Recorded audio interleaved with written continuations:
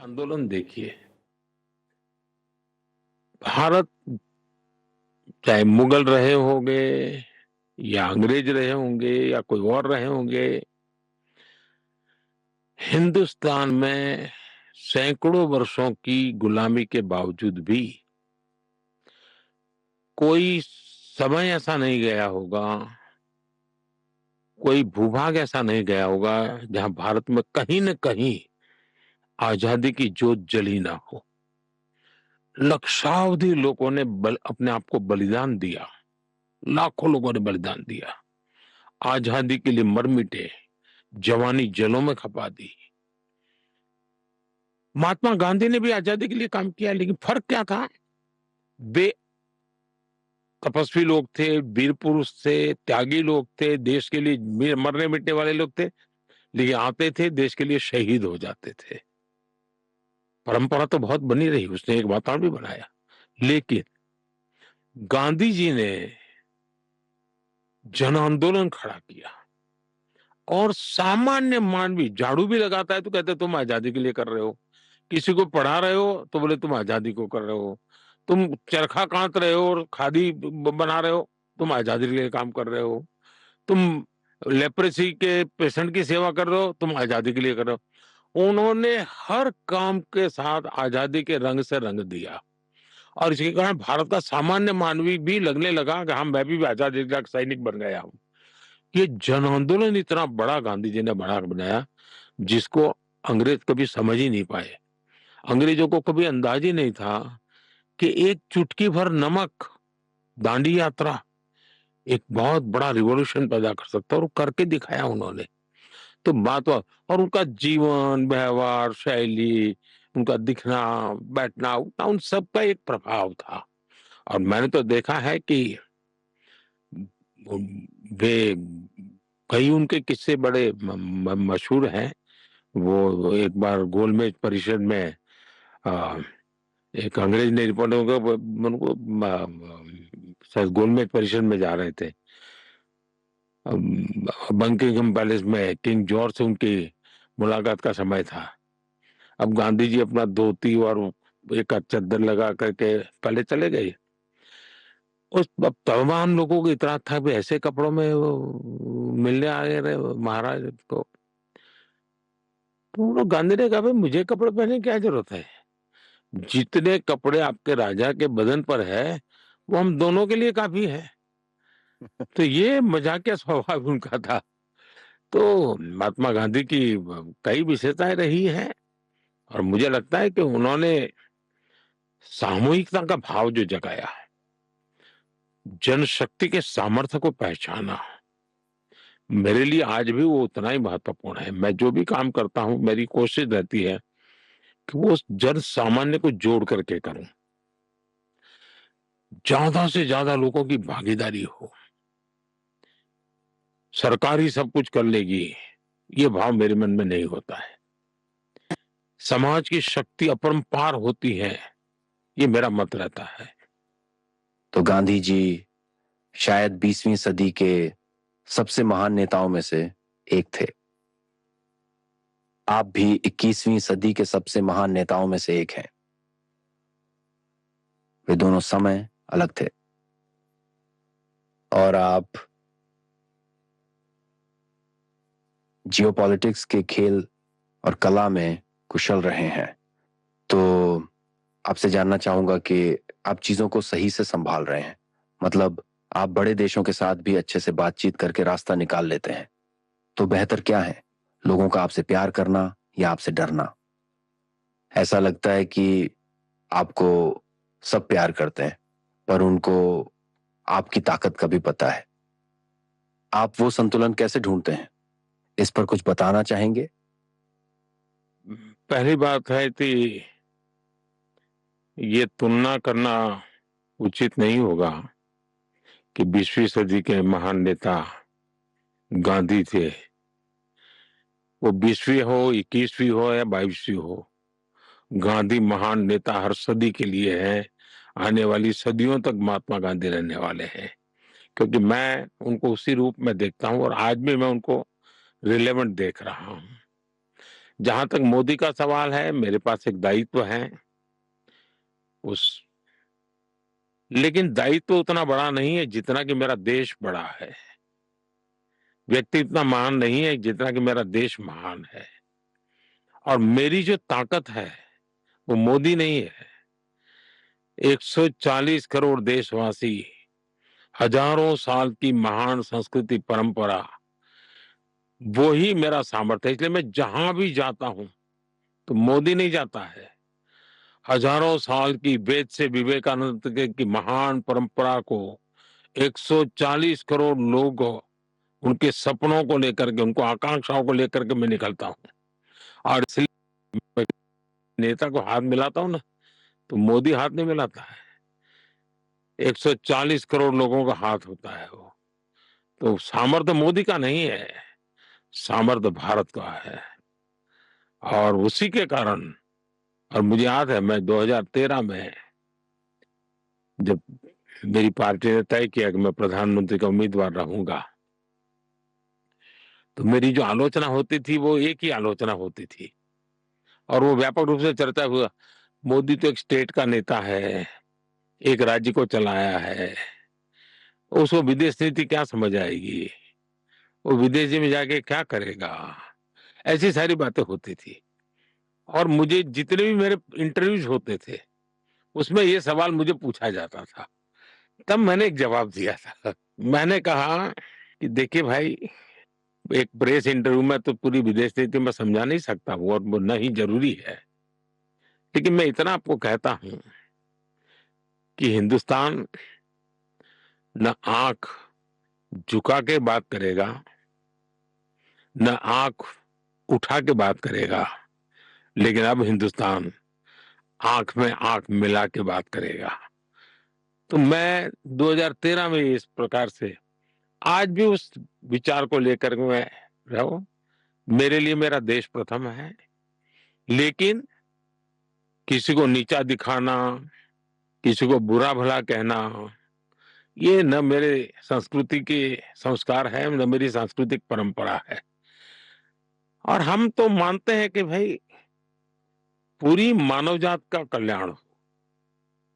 भारत में तो जय जगत की कल्पना रही है, विश्व बंधुत्व की कल्पना रही है, वसुधैव कुटुंबकम को विचार लेकर के हम सदियों से पहले हम पूरे पृथ्वी, पूरे ब्रह्मांड के कल्याण की कल्पना करने वाले लोग रहे हैं।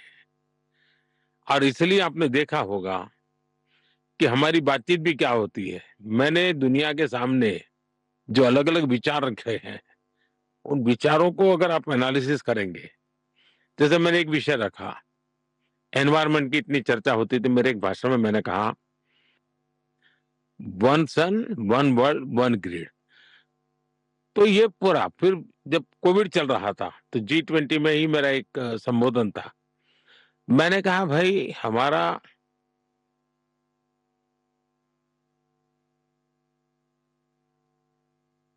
वन हेल्थ का कंसेप्ट हमने डेवलप करना चाहिए।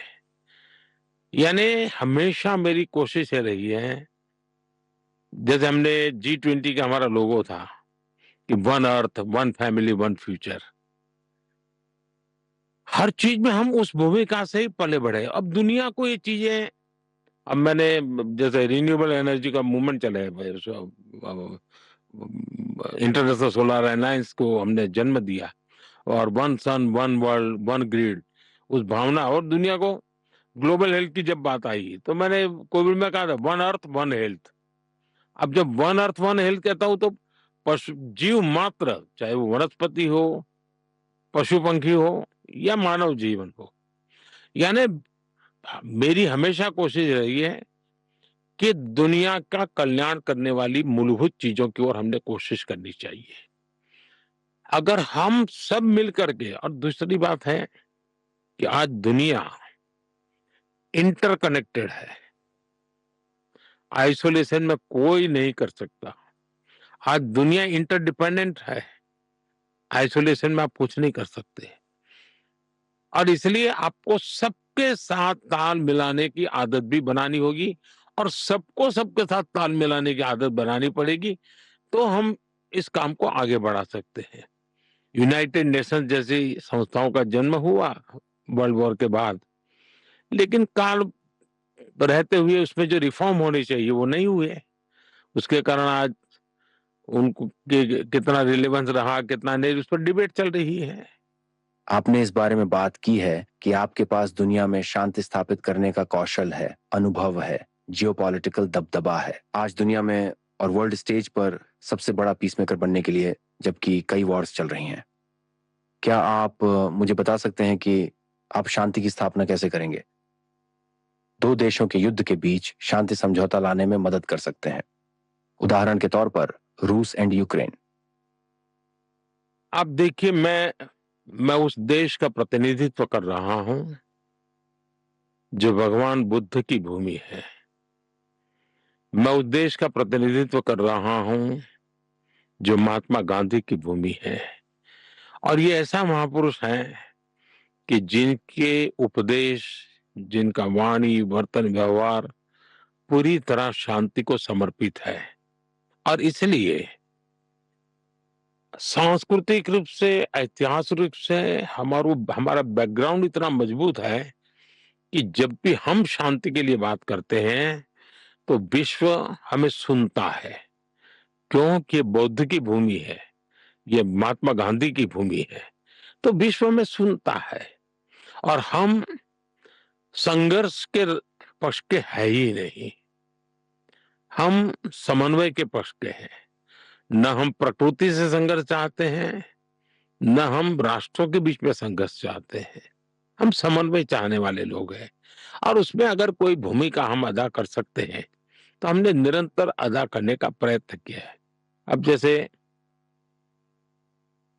मेरा रशिया के साथ भी घनिष्ठ संबंध है, यूक्रेन के साथ भी घनिष्ठ संबंध है। मैं राष्ट्रपति पुतिन के सामने बैठ करके मीडिया को कह सकता हूं कि युद्ध का समय नहीं है। और मैं जेलेंस्की को भी एक मित्र भाव से उनको भी कहता हूं कि भाई, दुनिया कितनी ही आपके साथ खड़ी क्यों न हो जाए, युद्ध भूमि में कभी भी परिणाम नहीं निकलने वाला है। परिणाम तो टेबल पर ही निकलने वाला है। और टेबल पे परिणाम तब निकलेगा जब उस टेबल पर यूक्रेन और रशिया दोनों मौजूद होंगे। पूरी दुनिया यूक्रेन के साथ बैठ करके कितनी माथापच्ची कर ले, उसे परिणाम नहीं आता है। दोनों पक्षों का होना जरूरी है। और शुरू में समझा नहीं पा रहा था, लेकिन आज जो इस प्रकार का वातावरण बना है उससे मुझे लगता है कि अब रशिया, यूक्रेन, मैं आशावादी हूं कि बहुत उन्होंने खुद ने तो गंवाया है, दुनिया का बहुत नुकसान हुआ है। ग्लोबल साउथ को सबसे ज्यादा नुकसान हुआ है। पूरे विश्व में फूड, फ्यूल एंड फर्टिलाइजर उसका संकट रहा है। तो पूरा विश्व चाहता है जल्दी से जल्दी शांति हो। और मैं हमेशा कहता हूं कि मैं शांति के पक्ष में हूं। मैं न्यूट्रल नहीं हूं, मैं शांति के पक्ष, मेरा एक पक्ष है और मैं उसके लिए प्रयत्नरत हूं। एक और बहुत ही ऐतिहासिक और जटिल टकराव रहा है, वह है भारत और पाकिस्तान का टकराव। ये दुनिया के सबसे खतरनाक टकराव में से एक है। दोनों ही परमाणु शक्ति हैं, दोनों की विचारधारा काफी अलग है।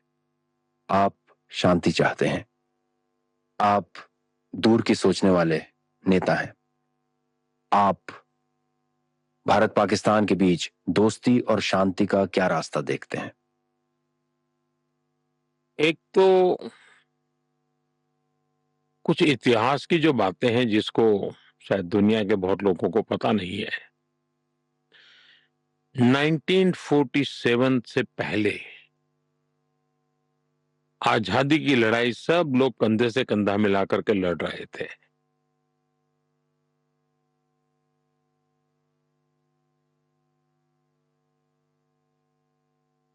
और देश आजादी के लिए, आजादी का जश्न मना का इंतजार कर रहा था। उसी समय क्या मजबूरियां रही होगी, वो कई उसके भी पहलू हैं, उसकी लंबी चर्चा हो सकती है। लेकिन उस समय जो भी नीति निर्धारक लोग थे उन्होंने भारत के विभाजन को स्वीकार किया। और मुसलमानों को उनका अलग देश चाहिए तो भाई दे दो, ऐसा और भारत के लोगों ने सीने पे पत्थर रख के बड़ी पीड़ा के साथ इसको भी मान लिया, लेकिन माना तो उसका परिणाम ही उसी समय ये आया कि लाखों लोग कत्लेआम चला। पाकिस्तान से ट्रेनें भर भर करके लहूलुहान और लोग और लाशें आने लगी। बड़ा डरावना दृश्य था। उन्होंने अपना पाने के बाद उनको लगना चाहिए था कि चलो भाई हमें हमारा मिल गया, भारत को लोगों ने दे दिया है, भारत का धन्यवाद करें, हम सुख से जिए। उसके बजाय उन्होंने लगातार भारत से संघर्ष का रास्ता चुना। अब प्रॉक्सी वॉर चल रहा है। अब ये कोई आइडियोलॉजी नहीं है। आइडियोलॉजी ऐसी थोड़ी होती है, लोगों को मारो काटो, टेररिस्टों को एक्सपोर्ट करने का काम चल रहा है। और सिर्फ हमारे साथ ही नहीं, अब दुनिया में कहीं पर भी टेररिस्ट की घटना घटती है तो कहीं न कहीं सूत्र पाकिस्तान जाकर के अटकते हैं। अब देखिए 9/11 इतनी बड़ी घटना घटी अमेरिका में, उसका मेन जो सूत्रधार था ओसामा बिन लादेन, वो आखिर में कहाँ से मिला? पाकिस्तान में ही शरण लेके बैठा था। तो दुनिया पहचान गई है कि ये प्रकार से आतंकवादी प्रवृत्ति, आतंकवादी मानसिकता, और वो सिर्फ भारत ही नहीं, दुनिया भर के लिए परेशानी का केंद्र बन चुका है। और हम लगातार उनको कहते रहे हैं कि इस रास्ते से किसका भला होगा? आप आतंकवाद के रास्ते को छोड़ दीजिए। ये स्टेट स्पॉन्सर्ड टेररिज्म जो है वो बंद होना चाहिए। नॉन स्टेट एक्टरों के हाथ में सब छोड़ दिया है, क्या होगा फायदा? और इसकी शांति के प्रयासों के लिए मैं खुद लाहौर चला गया था। मेरे प्रधानमंत्री बनने के बाद मैंने मेरे शपथ समारोह में पाकिस्तान को स्पेशली इनवाइट किया था ताकि एक शुभ शुरुआत हो। लेकिन हर बार हर अच्छे प्रयासों का परिणाम नकारात्मक निकला। हम आशा करते हैं कि उनको सद्बुद्धि मिलेगी और सुख शांति के रास्ते पर जाएंगे, और वहां की अवाम भी दुखी होगी ऐसा मैं मानता हूं कि वहां की अवाम भी ये नहीं चाहती होगी कि रोजमर्रा की जिंदगी जिए। इस प्रकार के मारधाड़ लोही लुहान कट बच्चे मर रहे हैं, जो टेररिस्ट बन करके आते हैं, उनकी जिंदगी तबाह हो जाती है। क्या कोई ऐसी कहानी है जिसमें आपने कोशिश की हो, पाकिस्तान के साथ सब ठीक करना चाहा हो, जो पाकिस्तान के साथ संबंध सुधारने की कोशिशों से जुड़ी हो, जो भविष्य में आगे का रास्ता दिखा सकें? पहली बात है कि संबंध सुधारने की सबसे बड़ा ब्रेक थ्रू था प्रधानमंत्री बनते ही शपथ समारोह में उनको निमंत्रित करना। ये अपने आप में बहुत बड़ी घटना थी और कई दशकों के बाद हुई थी घटना। और शायद जो लोग मुझे 2013 में सवाल पूछते थे कि मोदी की विदेश नीति क्या होगी, उन सबने जब ये सुना कि मोदी ने सार्क देशों के सभी नेताओं को शपथ समारोह में बुलाया तो चौंक गए थे। और इस निर्णय के इस प्रक्रिया जो हुई थी उसके संबंध में हमारे वो उस वक्त के राष्ट्रपति प्रणब मुखर्जी साहब, उन्होंने अपनी किताब में जो संस्मरण लिखे हैं उसमें इस घटना का वर्णन बहुत बढ़िया ढंग से किया है। और सचमुच में भारत की विदेश नीति कितनी स्पष्ट है और कितनी आत्मविश्वास से भरी है उसके दर्शन हो चुके थे। और भारत शांति के प्रति कितना प्रतिबद्ध है उसका संदेश दुनिया के सामने साफ साफ गया था। लेकिन परिणाम सही नहीं मिले। वैसे आपसे एक थोड़ा सा रोमांचक सवाल पूछना है। भारत या पाकिस्तान में से किसकी क्रिकेट टीम बेहतर है?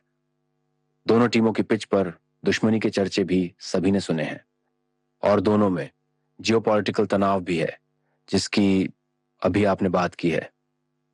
स्पोर्ट्स, खासकर क्रिकेट और फुटबॉल, देशों के बीच बेहतर संबंध बनाने और आपसी सहयोग बढ़ाने में कैसी भूमिका निभाते हैं? वैसे जो स्पोर्ट्स हैं वो पूरे दुनिया में ऊर्जा भरने का काम करते हैं।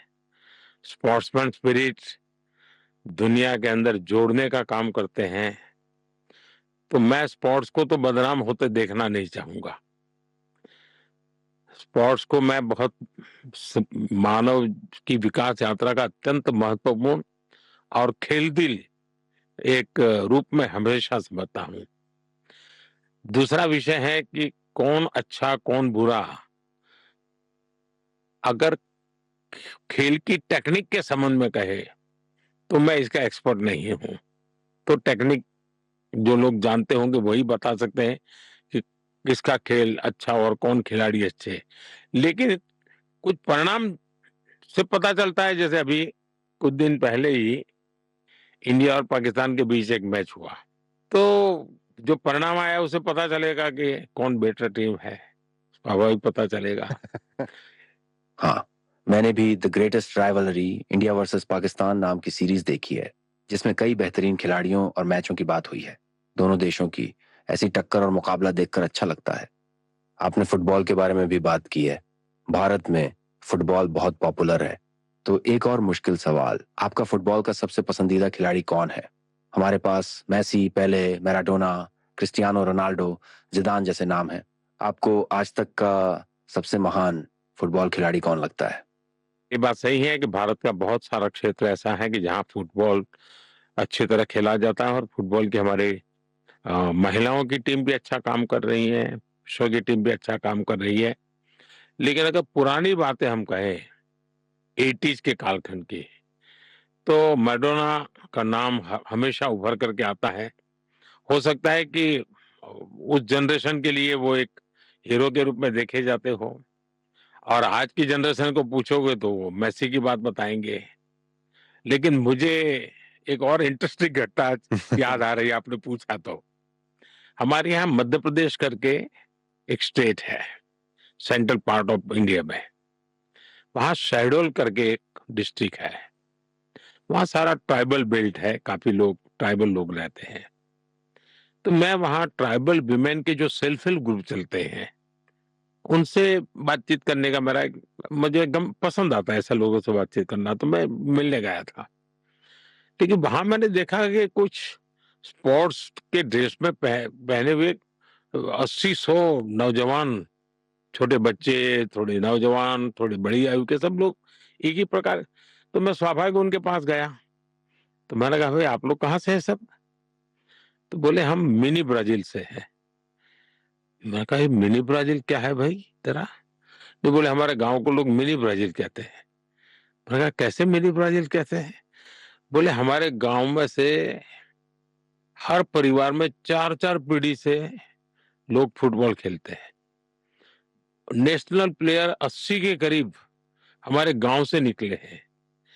पूरा गांव फुटबॉल को समर्पित है। और वो कहते हैं कि हमारे गांव का एनुअल मैच जब होता है तो 20-25 हजार दर्शक आसपास के गांव से लोगों से आते हैं। तो भारत में फुटबॉल का जो इन दिनों क्रेज बढ़ रहा है, मैं उसके शुभ संकेत मानता हूं, क्योंकि टीम स्पिरिट भी पैदा करता है। हाँ, फुटबॉल उन बेहतरीन खेलों में से एक है जो न सिर्फ भारत बल्कि पूरी दुनिया को एकजुट करता है, और इससे किसी भी खेल की ताकत का पता चलता है। आपने हाल ही में अमेरिका का दौरा किया और डोनाल्ड ट्रंप के साथ अपनी दोस्ती को फिर से मजबूत किया। एक दोस्त और नेता के रूप में आपको डोनाल्ड ट्रंप के बारे में क्या पसंद है? मैं घटना का वर्णन करना चाहूंगा, शायद आप उससे जज कर सकते हैं कि कौन सी बातों की तरफ मैं कह रहा हूं। अब जैसे हमारा ह्यूस्टन में एक कार्यक्रम था, हाउडी मोदी, और मैं और राष्ट्रपति ट्रंप दोनों, और पूरा स्टेडियम खचाखच भरा हुआ था। इतने लोगों का होना अमेरिका के जीवन के अंदर बहुत बड़ी घटना है। खेलकूद के मैदान में, तो पॉलिटिकल रैली में इतने बड़े लोग होना बहुत बड़ी बात है। तो इंडियन डायस्पोरा के लोग इकट्ठा आए थे। तो हम लोग दोनों स्पीच किए, वो नीचे बैठ करके मुझे सुन रहे थे। अब ये उनका बड़प्पन है जी। अमेरिका के राष्ट्रपति स्टेडियम में नीचे बैठ करके सुन रहे हो और मैं मंच पर से भाषण कर रहा हूं, ये उनका बड़प्पन है। मैं भाषण करके नीचे गया, और हम तो जानते हैं कि अमेरिका की सिक्योरिटी की कितनी बड़ी वो रहता है, कितने प्रकार की स्क्रूटिनी होती है। मैं जाकर के वो रहे इसके लिए धन्यवाद करने गया, फिर मैंने उनको ऐसे ही कहा, अगर मैंने कहा आपको इतराज़ ना हो, तो आइए हम ज़रा एक अ, पूरे स्टेडियम का चक्कर काट के आते हैं, इतने लोग हैं तो हाथ ऊपर करके नमस्ते करके आ जाते हैं। अब ये अमेरिका की लाइफ में ये इम्पॉसिबल है कि हज़ारों की भीड़ में अमेरिकन हाँ, राष्ट्रपति हाँ। चल पड़े। एक पल का भी विलंब किए बिना वो मेरे साथ चल पड़े, भीड़ में। अमेरिका की जो सुरक्षा तंत्र था पूरा वो एकदम से वो हो गया था, डिस्टर्ब हो गया था। मेरे लिए टच कर गया कि इस व्यक्ति में हिम्मत है, ये डिसीजन खुद लेते हैं। और दूसरा, मोदी पर उनको भरोसा है कि मोदी ले जा रहा है तो चलिए चलते हैं। तो ये आपसी विश्वास का भाव, ये इतना हमारा मजबूती मैंने उसी दिन देखा। और मैंने राष्ट्रपति ट्रंप को उस दिन जिस रूप में महसूस किया कि सिक्योरिटी वालों को पूछे बिना मेरे साथ चल देना हजारों लोगों के बीच में। अब उसका वीडियो देखोगे तो आपको आश्चर्य होगा। और जब उन पर गोली चली अब इस चुनाव कैंपेन में, तो मुझे राष्ट्रपति ट्रंप एक ही नजर आए। उस स्टेडियम में मेरा हाथ पकड़ करके चलने वाले ट्रंप और गोली लगने के बाद भी अमेरिका के लिए जीना, अमेरिका के लिए ही जिंदगी, ये जो उनका रिफ्लेक्शन था, क्योंकि मैं नेशन फर्स्ट वाला हूं, वे अमेरिका फर्स्ट वाले हैं, मैं भारत फर्स्ट वाला हूं, तो हमारी जोड़ी बराबर जम जाती है। तो ये चीजें हैं कि अपील करती है। और मैं मानता हूं कि ज्यादातर दुनिया में राजनेताओं के विषय में मीडिया में इतना रिपोर्ट छपते हैं कि हर कोई एक दूसरे को मीडिया के माध्यम से आंकता है, स्वयं ज्यादा एक दूसरे से मिल करके एक दूसरे को न पहचानते हैं न जानते हैं। और शायद तनाव का कारण भी ये थर्ड पार्टी इंटरवेंशन ही है। मैं जब पहली बार व्हाइट हाउस गया तो राष्ट्रपति ट्रंप के विषय में बहुत कुछ मीडिया में छपता था। उस समय नए नए आए थे, दुनिया जरा कुछ अलग ही रूप में उनको देखती थी। मुझे भी मतलब भांति भांति का ब्रीफिंग किया गया था। जब मैं व्हाइट हाउस पहुंचा, पहली मिनट में उन्होंने सारे वो प्रोटोकॉल की दीवारें तोड़ दी एकदम से। और फिर जब उन्होंने पूरा व्हाइट हाउस में घुमाने ले गए और मुझे दिखा रहे थे और मैं देख रहा था, उनके हाथ में कोई कागज नहीं था, कोई पर्ची नहीं था, कोई साथ में कोई व्यक्ति नहीं था। मुझे दिखा दे, ये अब्राहम लिंकन यहाँ रहते थे, ये कोर्ट इतना लंबा क्यों है, इसके पीछे क्या कारण है, ये टेबल पे कौन राष्ट्रपति ने सिग्नेचर किया था, डेट वाइज बोलते थे जी। मेरे लिए वो बहुत बड़ा इम्प्रेसिव था कि ये इंस्टीट्यूशन को कितना ऑनर करते हैं, कितना अमेरिका की हिस्ट्री के साथ उनका कैसा लगाव है और कितना रिस्पेक्ट है, वो मैं अनुभव कर रहा था। और बड़े खुल करके काफी बातें मेरे से कर रहे थे। ये मेरी पहली मुलाकात का मेरा अनुभव था। और मैंने देखा कि जब वो पहली टर्म के बाद वो चुनाव बाइडेन जीते, तो ये 4 साल का समय हुआ। मेरा और उनको बीच में जानने वाला कोई व्यक्ति उनको मिलता था, तो इन 4 साल में नहीं तो 50 बार उन्होंने कहा होगा, Modi is my friend, convey my regards. Normally ये बहुत कम होता है।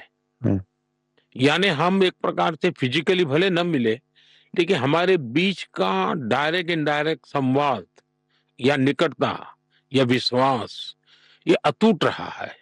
उन्होंने कहा कि आप उनसे कहीं ज्यादा अच्छे और बेहतर मोलभाव करते हैं।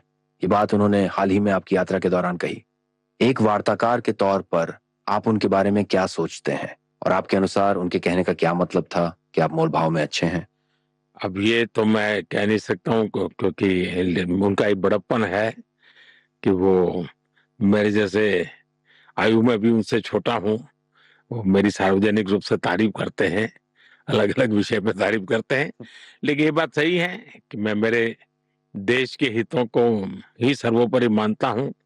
और इसलिए मैं भारत के हितों को लेकर के हर फोरम में अपनी बात रखता हूँ।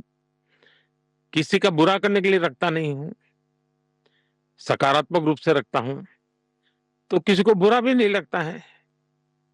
लेकिन मेरे आग्रह को तो सब कोई जानते हैं कि भाई मोदी है तो इन चीज़ों का आग्रह करेगा, और वो तो मेरे देश के लोगों ने मुझे वो काम दिया है, तो मैं तो मेरे देश यही मेरा हाई कमांड है, मैं तो उनकी इच्छा का ही पालन करूँगा। आपने अमेरिका की अपनी यात्रा पर कई अन्य लोगों के साथ भी महत्वपूर्ण बैठकें की। इलॉन मस्क, जेडी वेंस, तुलसी गैबर्ट, विवेक रामास्वामी। उन बैठकों में से कुछ मुख्य बातें क्या हैं जो खास रहीं? कोई अहम फैसले या खास यादें? देखिए, मैं ये कह सकता हूँ कि राष्ट्रपति ट्रंप को मैंने पहले टर्म में भी देखा है और सेकंड टर्म में भी देखा है। इस बार पहले से बहुत अधिक वो प्रिपेयर्ड है।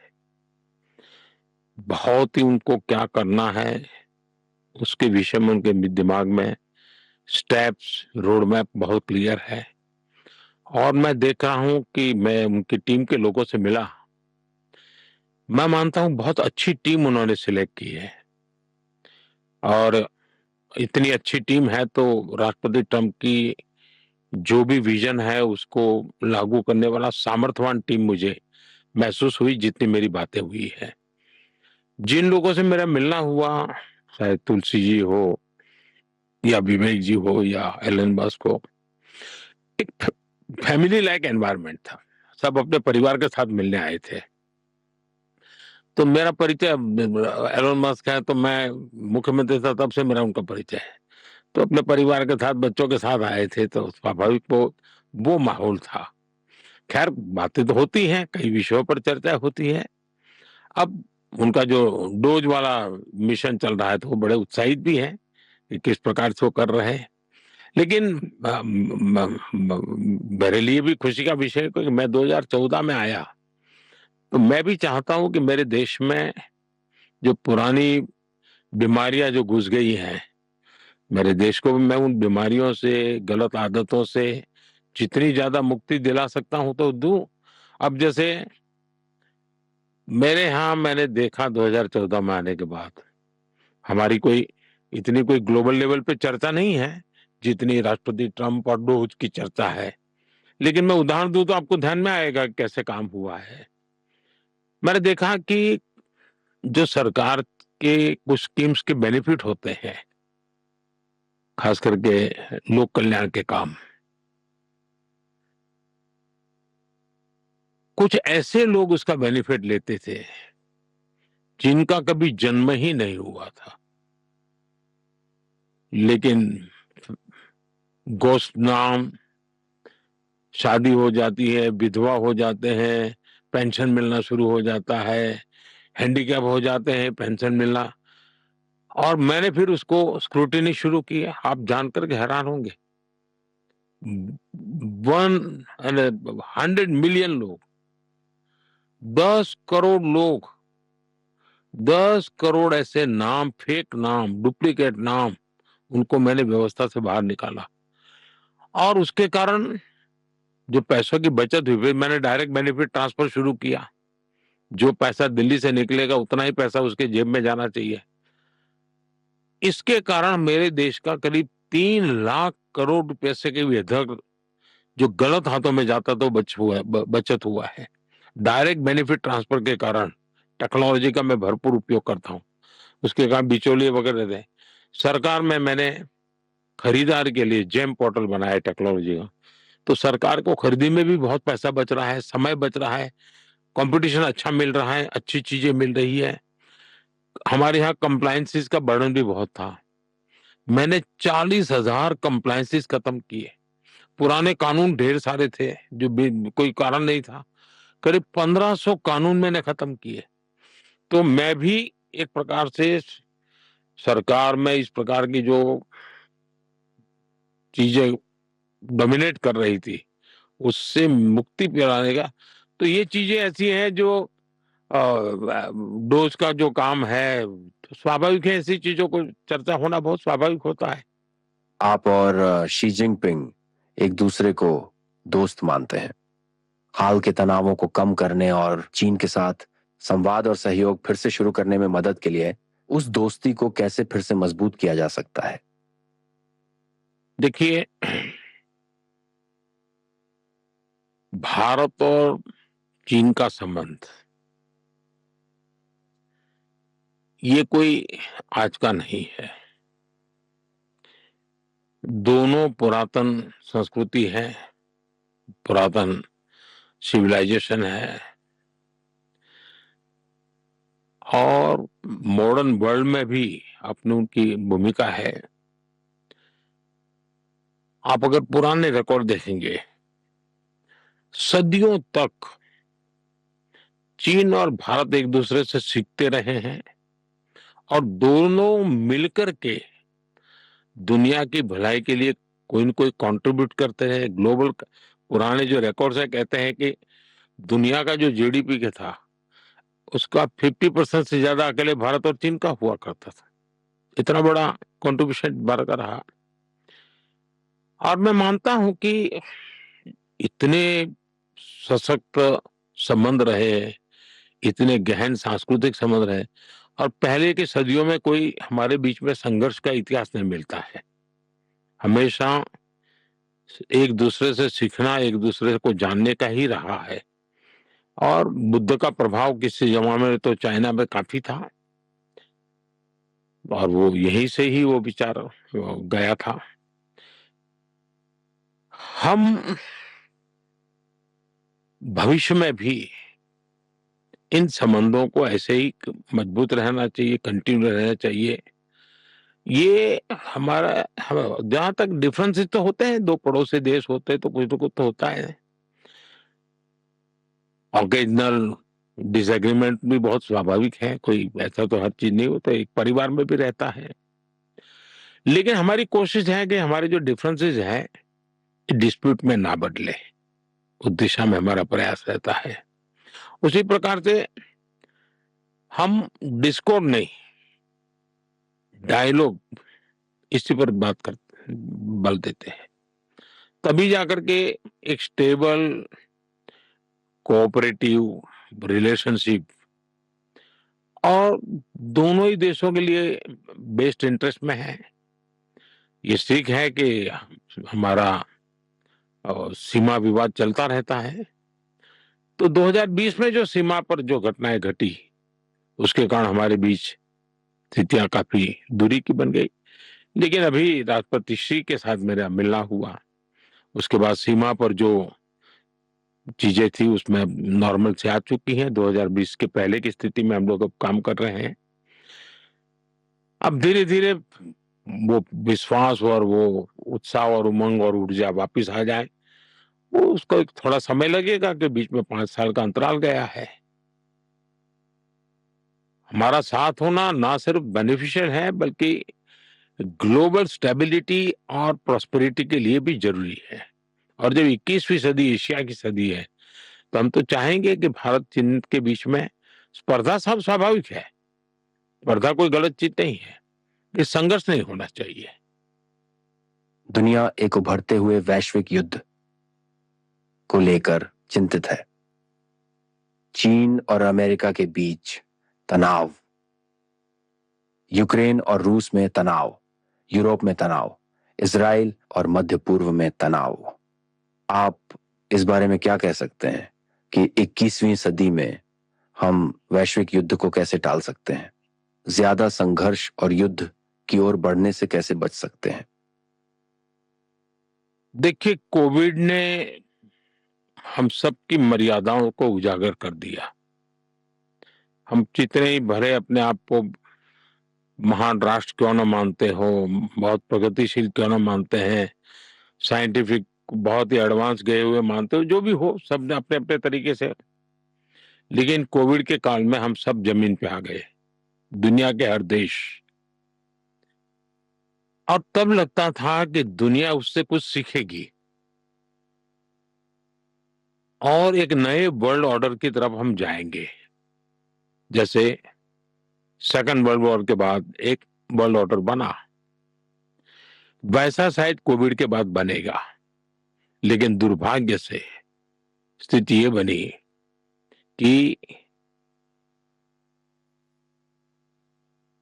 शांति की तरफ जाने के बजाय दुनिया बिखर गई, एक अनिश्चितता का कालखंड आ गया, युद्ध के ने उसको और मुसीबत में डाल दिया।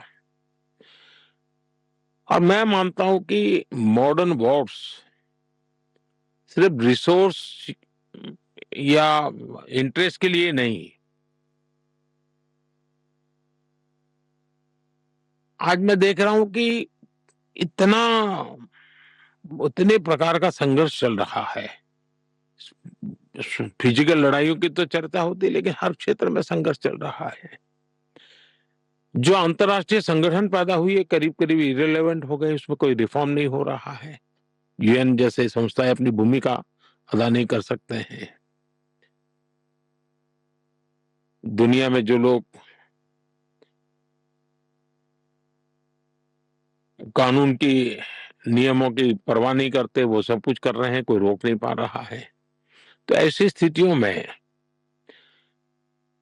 बुद्धिमानी यही होगी कि सब लोग संघर्ष का रास्ता छोड़ करके समन्वय के रास्ते पर आगे आए और विकासवाद का रास्ता सही होगा, विस्तारवाद का रास्ता काम नहीं आएगा। और जैसा मैंने पहले ही कहा, दुनिया इंटरडिपेंडेंट है, इंटरकनेक्टेड है, हर किसी को हर एक की जरूरत है, कोई अकेला कुछ नहीं कर सकता है। और मैं देख रहा हूं कि जितने अलग अलग फोरम में मुझे जाना होता है, उसमें चिंता सबको सता रही है संघर्ष की। हम आशा करते हैं कि बहुत ही जल्द उससे मुक्ति मिले। मैं अभी भी सीख रहा हूं। आप घड़ी की तरफ देखते हैं। नहीं, मैं अभी ये काम सीख रहा हूं प्रधानमंत्री जी। मैं इसमें ज्यादा अच्छा नहीं हूं। ठीक है, अपने करियर और अपने जीवन में आपने भारत के इतिहास में कई कठिन हालात देखे हैं। 2002 के गुजरात दंगे उनमें से एक है।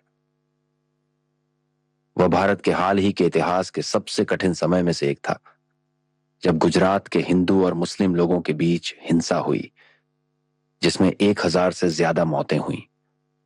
इससे उस जगह के धार्मिक तनाव का पता चलता है। जैसा कि आपने बताया, उस समय आप गुजरात के मुख्यमंत्री थे। तब की बात करें तो उस समय से आपने क्या सीखा है? मैं ये भी बताना चाहूंगा कि भारत की सुप्रीम कोर्ट ने 2 बार फैसला दिया है। उन्होंने 2012 और 2022 में कहा कि आपकी हिंसा में कोई भूमिका नहीं थी, 2002 के गुजरात दंगों की हिंसा में। लेकिन मैं जानना चाहता था कि आपने उस समय से सबसे बड़ी बातें क्या सीखी? देखिए, मैं समझता हूं कि सबसे तो पहले जो आपने कहा कि मैं इस विषय में एक्सपर्ट नहीं हूं, मैं अब इंटरव्यू ठीक कर रहा हूं नहीं कर रहा हूं, जो आपके मन में जो दुविधा पैदा हुई, मुझे लग रहा है कि आपने काफी मेहनत की है, काफी रिसर्च किया है और आपने हर चीज की बारीकियों में जाने का प्रयास किया है। तो मैं ये नहीं मानता हूं कि ये आपके लिए कोई कठिन काम है, और आपने जितने प्रयास किए हैं, मैं मानता हूं कि आप लगातार अच्छा ही परफॉर्म कर रहे हैं। और आपने मोदी को लिए क्वेश्चन करना, उसके बजाय आपने भारत के परिवेश को जानने की भरपूर कोशिश की, ऐसा मैं फील कर रहा हूँ। और उसके इसलिए मैं समझता हूँ कि सच्चाई तक जाने का आपका जो प्रयास है, उसमें ईमानदारी नजर आती है। और इस प्रयास के लिए मैं आपका बहुत बहुत अभिनंदन करता हूँ। धन्यवाद। जहां तक आपने उन पुरानी चीजों की बात की, लेकिन आप 2002 और गुजरात के राइट्स, लेकिन उसके पहले के कुछ दिनों का मैं आपको एक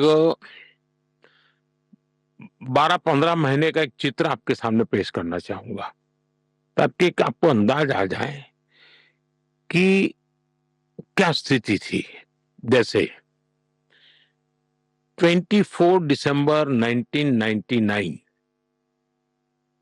यानी 3 साल पहले की बात है, काठमांडू से दिल्ली जो फ्लाइट आ रही थी, वह हाईजैक कर करके अफगानिस्तान ले जाएगा, कंधार में ले गए और भारत के सैकड़ों यात्रियों को बैन बनाया गया।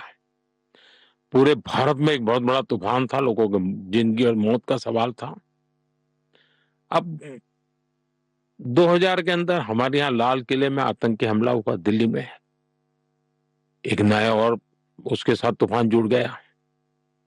11 सितंबर 2001 अमेरिका में ट्विन टावर पर बहुत बड़ा आतंकी हमला हुआ। उसने फिर एक बार दुनिया को चिंतित कर दिया, क्योंकि ये सब जगह पे करने वाले एक ही प्रकार के लोग हैं। अक्टूबर 2001 को जम्मू कश्मीर विधानसभा पर आतंकी हमला हुआ। 13 दिसंबर 2001 को भारत की संसद पर आतंकी हमला हुआ। यानी आप उस समय के एक 8-10 महीने की घटनाएं देखिए, वैश्विक स्तर की घटनाएं, आतंकी घटनाएं, खून खराबे की घटनाएं, निर्दोष लोगों की मौत की घटनाएं, तो कोई भी एक प्रकार से अशांति के लिए एक चिंगारी काफी होती है, स्थिति पैदा हो चुकी थी। ऐसे समय अचानक 7 अक्टूबर 2001 मुझे मुख्यमंत्री बनने का दायित्व मेरे सर पे आ गया अचानक, और वो भी मेरी सबसे बड़ी जिम्मेवारी थी। गुजरात में जो भूकंप आया था, उस भूकंप के रिहेबिलिटेशन के लिए बहुत बड़ा काम था, और पिछली शताब्दी का वो सबसे बड़ा भूकंप था। हजारों लोग मारे गए थे। तो एक काम के लिए मेरे लिए सीएम का काम मेरे जिम्मे आ गया। बहुत महत्वपूर्ण काम था, और मैं शपथ लेने के बाद पहले दिन से इस काम में जुड़ गया था। मैं एक ऐसा व्यक्ति हूं जो कभी सरकार नाम से मेरा कोई रिश्ता नहीं रहा। मैं सरकार में कभी रहा नहीं। मैं सरकार क्या होती है जानता नहीं था। मैं कभी एमएलए नहीं बना। मैं कभी चुनाव नहीं लड़ा। मुझे जीवन में पहली बार चुनाव लड़ना पड़ा। मैं 24 फरवरी 2002 मैं पहली बार एमएलए बना, एक चुना हुआ जनप्रतिनिधि बना, और मैं पहली बार 24 तारीख को या 25 तारीख को या 26 तारीख को गुजरात विधानसभा में मैंने पैर रखा। 27 फरवरी 2002 विधानसभा में मेरा बजट सत्र था। हम हाउस में बैठे थे, और उसी दिन, यानी अभी मुझे एमएलए बने 3 दिन हुए थे, और गोधरा की घटना हो गई, और भयंकर घटना थी। लोगों को जिंदा जला दिया गया था। आप कल्पना कर सकते हैं कि जो कंधार के विमान अपहरण को, या पार्लियामेंट पर का हमला कहो, या 9/11 कहो, ये सारी घटनाओं का बैकग्राउंड हो, और उसमें एक इतनी बड़ी संख्या में लोगों का मर जाना, जिंदा जला देना, आप कल्पना कर सकते हैं कि स्थिति कैसी होगी। कुछ भी नहीं होना चाहिए, हम भी चाहते हैं, कोई भी चाहेगा, शांति ही रहनी चाहिए। दूसरा जो कहते हैं ये बहुत बड़े राइट वगैरह, तो ये भ्रम फैलाया गया है। अगर 2002 के पहले का डेटा देखें तो पता चलता है कि गुजरात में कितने दंगे होते थे। हमेशा कहीं ना कहीं कर्फ्यू लगा रहता था। पतंग के अंदर कम्युनल वायलेंस हो जाए, साइकिल टकरा जाने पर कम्युनल वायलेंस हो जाए। 2002 से पहले गुजरात में 250 से ज्यादा बड़े दंगे हुए थे, और 1969 में जो दंगे हुए थे वो तो करीब 6 महीना चले थे। अरे तब तो हम कहीं थे ही नहीं दुनिया के उस चित्र में, उस समय की मैं बताऊं। और इतनी बड़ी घटना एक ऐसा स्पार्किंग पॉइंट बन गया कि कुछ लोगों की हिंसा हो गई, लेकिन न्यायालय ने उसको बहुत डिटेल में देखा है, लंबे अरसे। और उस समय हमारे जो विरोध के लोग हैं वो सरकार में थे, और वो तो चाहते थे कि हम पर जितने आरोप लगे थे हमको सजा हो जाए। लेकिन उनके लाखों कोशिश के बाद भी जुडिशरी ने पूरी तरह डिटेल में उसका एनालिसिस किया, 2-2 बार किया, और अब पूरी तरह निर्दोष जिन लोगों ने गुनाह किया था उनके लिए न्यायालय ने अपना काम किया है। लेकिन सबसे बड़ी बात है, जिस गुजरात में साल में कहीं-कहीं दंगे हुआ करते थे। 2002 के बाद आज 2025 है। गुजरात में 20-22 साल में कोई बड़ा दंगा नहीं हुआ। पूरी तरह शांति है और हमारी कोशिश ये रही है कि हम वोट बैंक की राजनीति नहीं करते। हम सबका साथ, सबका विकास, सबका विश्वास, सबका प्रयास इसी मंत्र को लेकर के चलते हैं। पॉलिटिक्स ऑफ अपीजमेंट से हमने पॉलिटिक्स ऑफ एस्पिरेशन की तरफ गए हैं और उसके कारण जिसको भी कुछ करना है वो हमारे साथ जुड़ जाते हैं और एक अच्छी तरह गुजरात विकसित राज्य बने उस दिशा में हमने लगातार प्रयास करते रहे हैं। अब विकसित भारत के लिए काम कर रहे हैं, उसमें गुजरात अपनी भूमिका अदा कर रहा है। बहुत से लोग आपको प्यार करते हैं, मैंने ये कई लोगों से सुना है, लेकिन ऐसे लोग भी हैं जो आपकी आलोचना करते हैं, मीडिया समेत। और मीडिया के लोगों ने 2002 के गुजरात दंगों पर आपकी आलोचना की है। आलोचना के साथ आपका कैसा रिश्ता है? कैसे आप आलोचकों से निपटते हैं? कैसे आप आलोचना से निपटते हैं, जो मीडिया या आपके आसपास या आपके जीवन में कहीं से भी आ सकती है? देखिए, आपने जो कहा आलोचना और कैसे डील करते हैं, तो अगर मुझे एक वाक्य में कहना है तो मैं उसका स्वागत करता हूं, क्योंकि मेरा एक कन्विक्शन है कि क्रिटिसिज्म ये डेमोक्रेसी की आत्मा है।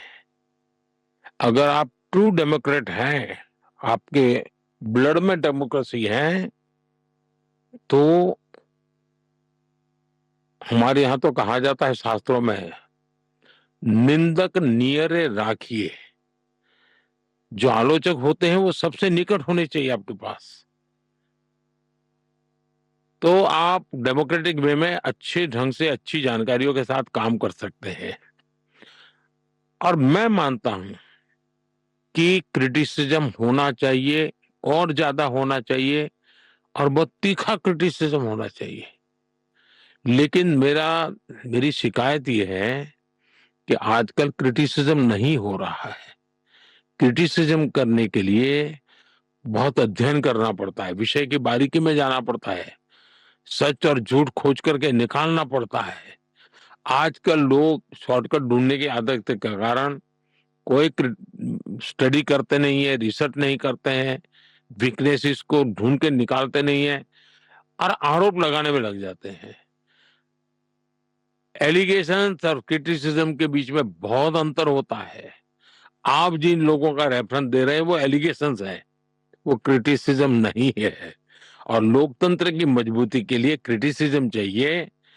आरोप से किसी का भला नहीं होता है, तू मैं चलता है। और इसलिए मैं क्रिटिसिज्म को हमेशा वेलकम करता हूं और जब आरोप झूठे होते हैं तो मैं बहुत स्वस्थता पूर्वक अपने डेडिकेशंस के साथ मेरे देश की सेवा में लगा रहता हूं। हाँ, आप जिस चीज की बात कर रहे हैं वह मेरे लिए बहुत महत्वपूर्ण है, क्योंकि मैं अच्छी पत्रकारिता की प्रशंसा करता हूं और दुर्भाग्य से आधुनिक समय में बहुत से पत्रकार फटाफट सुर्खियों की तलाश में रहते हैं, आरोप लगाते हैं क्योंकि ऐसा करने से उन्हें फायदा पहुंचता है, क्योंकि उन्हें सुर्खियां चाहिए, सस्ती लोकप्रियता चाहिए। मुझे लगता है कि महान पत्रकार बनने के लिए इच्छा और भूख होनी चाहिए और उसके लिए गहरी समझ की आवश्यकता होती है। और इससे मुझे दुख होता है कि कितनी बार ऐसा हुआ है। हमारी बात करने का भी यही कारण है। मुझे नहीं लगता कि मैं इसमें बहुत अच्छा हूं, लेकिन मैं इन्हीं कारणों से आपसे बात करना चाहता था। लोग ज्यादा कोशिश भी नहीं करते और ज्यादा रिसर्च भी नहीं करते। मुझे नहीं पता कि मैंने कितनी किताबें पढ़ी हैं। मैंने सिर्फ अनुभव करने, सिर्फ समझने की कोशिश की। तैयारी में बहुत कुछ पढ़ा है। इसमें बहुत तैयारी, बहुत काम लगता है और मैं चाहूंगा कि बड़े पत्रकार ऐसा ही करें। इसी आधार से आप आलोचना कर सकते हैं, गहराई से जांच कर सकते हैं। आप वास्तव में सत्ता में बैठे लोगों की स्थिति कैसी है, इसकी जटिलता की जांच कर सकते हैं, उनकी ताकत, उनकी कमजोरियां और उनकी गलतियां भी जो उन्होंने की हैं। लेकिन इसके लिए बहुत ज्यादा तैयारी की जरूरत है। काश ऐसे महान पत्रकार इस तरह के और काम करें। देखिए, मैं बताता हूँ, वेल डायरेक्टेड और स्पेसिफिक क्रिटिसिज्म वास्तव में पॉलिसी मेकिंग में को मदद करता है। क्लियर कट पॉलिसी विजन इससे निकलता है और मैं विशेष रूप से ऐसी चीज़ों पर ध्यान भी देता हूँ कि ऐसे जो क्रिटिसिज़्म होता है उसको मैं स्वागत करता हूँ। देखिए, आपने जो कहा जर्नलिज़्म हेडलाइन, देखिए अगर हेडलाइन का मोह हो और शायद कोई शब्दों का खेल खेले, मैं उसको बहुत बुरा नहीं मानता हूँ। एजेंडा लेकर के जो काम किया जाता है, सत्य को नकार दिया जाता है, तब वो आने वाले दशकों तक बर्बादी करता है। किसी को अच्छे शब्दों का मोह हो जाए, कोई अपने रीडर्स हैं या दर्शक हैं, उनको अच्छा लगे, चलिए तो उतना सा हम कॉम्प्रोमाइज़ कर लें। लेकिन इरादा गलत हो, एजेंडा तय करके चीज़ों को सेट करना हो, तो वो चिंता का विषय होता है।